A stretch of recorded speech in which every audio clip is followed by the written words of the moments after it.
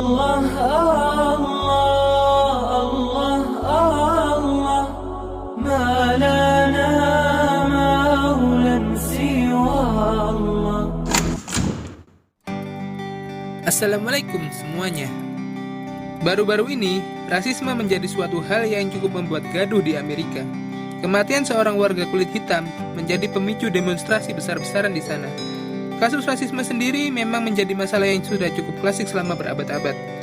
Beberapa pejuang kesetaraan sudah banyak bermunculan. Banyak di antara mereka memang dilandasi dengan kepercayaan di agama Islam, bahwa setiap manusia itu sama di mata Allah Subhanahu wa Ta'ala, yang membedakan hanya keimanannya. Berikut daftar orang-orang Islam yang lantang melawan rasisme. Malcolm X. Malcolm X yang juga dikenal sebagai El-Hajj Malik El-Sabas adalah seorang aktivis HAM Muslim Afrika Amerika.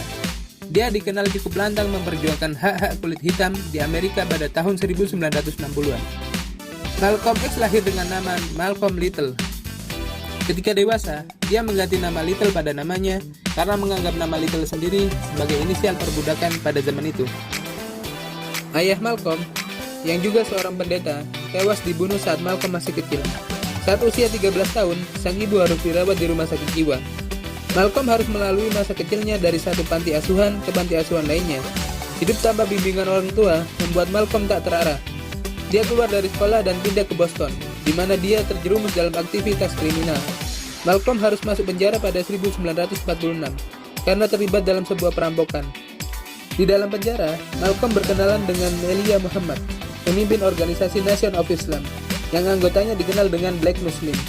Perkenalannya dengan Elijah Muhammad memberikan dampak besar bagi Malcolm, dan kemudian memeluk Islam. Setelah menjalani hukuman 6 tahun, Malcolm dibebaskan dan menjadi bagian penting Nation of Islam di New York.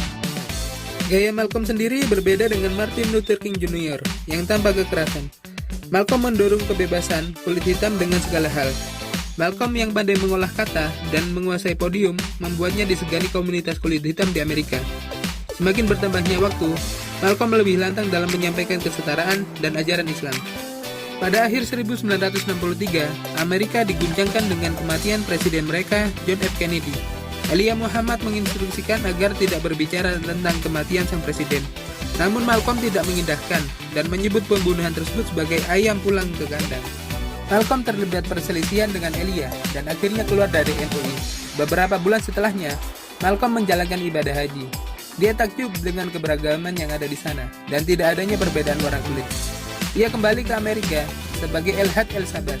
Pada Juni 1964, ia mendirikan Organization of Afro-America Unity.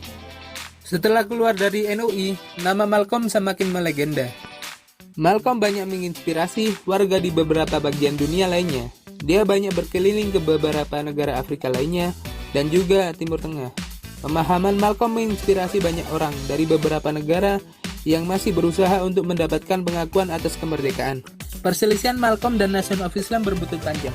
Pada Minggu 21 Februari 1965, Malcolm ditembak oleh anggota NUI saat menyampaikan pidato di Harley pada usia 39 tahun. Malcolm memang sudah tiada, namun jasanya untuk ras kulit hitam dan Islam tidak pernah terlupakan. Banyak orang Amerika yang memeluk Islam karena terinspirasi dari sosok Malcolm. Bahkan Imam Umar Sulaiman, keturunan Palestina Amerika, mengatakan bahwa Islam di Amerika tidak akan lahir saat ini tanpa Malcolm X. Petinju legendaris Muhammad Ali menyatakan dia tidak akan menjadi Muslim jika bukan karena Malcolm. 1 dari 4 Muslim di Amerika saat ini adalah keturunan Afrika Amerika, dan Malcolm berjasa besar untuk itu. Nama Malcolm juga diabadikan menjadi nama Masjid Malcolm Sabas di Harlem, New York.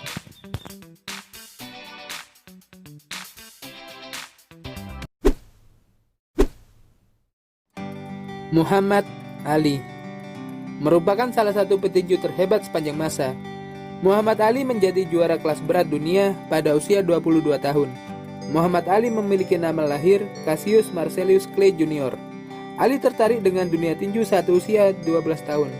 Saat itu dia melapor kepada polisi bahwa sepeda BMX barunya hilang.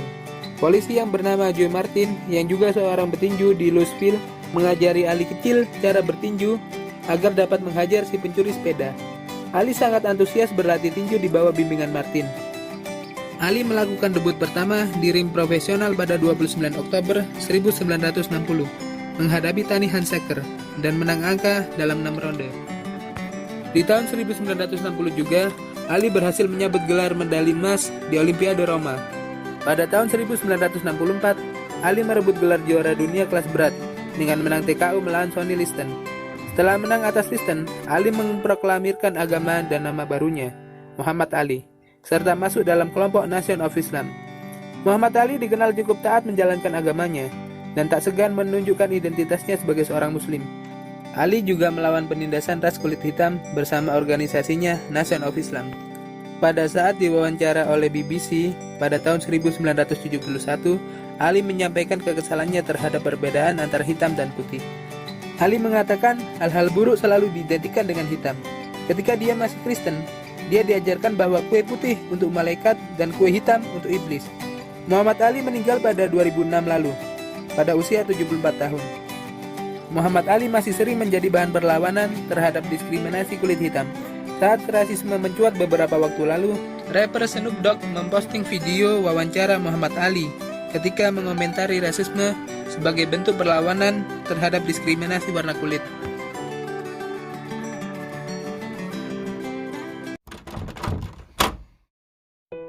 Louis Farrakhan Muhammad. Sosok yang lahir dengan nama Louis Eugene Walcott ini adalah pemimpin gerakan Nation of Islam. Ia ditunjuk sebagai ketua oleh Elijah Muhammad sebelum Elijah meninggal pada 1975. NUI sempat dibubarkan oleh Waridin Muhammad. Pada tahun 1981, dia menghidupkan kembali NUI dan mengakuisisi Masjid Maryam di Harlem, serta membuka kembali 130 masjid di seluruh dunia. Pengaktifan kembali NUI dan pembukaan banyak masjid sangat penting sebagai wadah perlawanan penindasan dan diskriminasi terhadap ras kulit hitam, serta penyebaran nilai-nilai agama Islam. Louis Farrakhan sangat akrab dengan kontroversi. Dia cukup lantang menyampaikan masalah-masalah yang ada.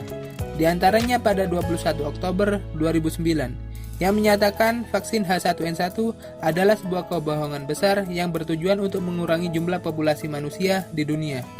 Salah satu aksinya yang paling terkenal adalah ketika dia memprakarsai The Million Man March pada 16 Oktober 1995. Acara ini diadakan di National Mall, Washington. Acara ini adalah acara perkumpulan Afrika Amerika terbesar sepanjang sejarah. Acara yang dihadiri oleh para pria kulit hitam ini mendorong untuk penerimaan pria kulit hitam sebagai kepala keluarga, dan juga diskusi tentang ekonomi dan peluang pekerjaan untuk pria kulit hitam. Acara ini dihadiri oleh jutaan orang pria kulit hitam. Acara tersebut berlangsung dengan kondusif. Tidak ada kericuhan dan penangkapan. Tidak ada asap rokok dan minuman beralkohol. Washington Mall yang menjadi tempat berlangsungnya acara tersebut nampak bersih seperti sedia kala ketika acara berakhir. Acara yang berlangsung saat puasa tersebut cukup berhasil. 1,7 juta pria kulit hitam dapat memberikan suara pada pemilu dan join dalam organisasi-organisasi. Serta 13.000 anak kecil kulit hitam diadopsi setelah acara tersebut. Sampai saat ini, bulan Oktober menjadi bulan yang spesial bagi sebagian orang kulit hitam di Amerika.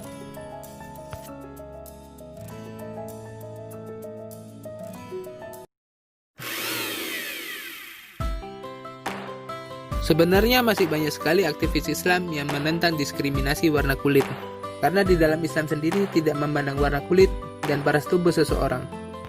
Karena di mata Allah Subhanahu wa Ta'ala semua manusia sama, yang membedakan adalah ketakwaannya. Untuk yang lain kita akan bahas pada video selanjutnya. Wassalamualaikum warahmatullahi wabarakatuh. You have a bodyguard. You have... No. You don't? I got one bodyguard. He has no eyes, though he sees. He has no ears, though he hears. He remembers everything with the aid of mind and memory. When he wishes to create a thing, he just orders it to be and it comes into existence. But this order is not conveyed in words, which takes a tongue to formulate or a sound carries ears. He hears the secrets of those under quiet thoughts. He stops those who's that? That's God. Oh, he's my bodyguard. He's your bodyguard.